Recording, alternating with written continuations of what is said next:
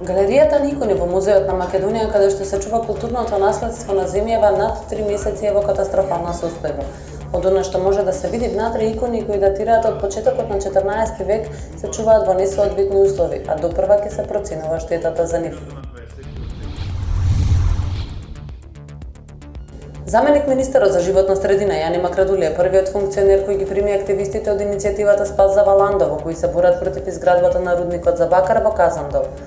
Тој рече дека третманот на Македонија околу прашањата за животна средина е комплетно на маргините, иако станува збор за проблеми кои што ја одредуваат иднината и здравјето на граѓаните. Од утре нови обвиненија за Груевски и Мјалков. Специјалното јавно обвинителство во 12 часот ќе одржи пресконференција. Инаку мандатот на СЈО истекува за 2 дена, а од обвинителството најавија дека деновиве ќе отворат нови истраги и ќе се покренат нови обвиненија.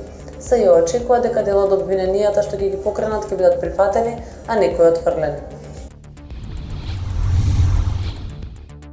Денеска представници на ЗНМ Иван Хојте имаат двојни средби со министерот за информатичко општество и администрација Дамјан Манчевски, со представници на американската амбасада.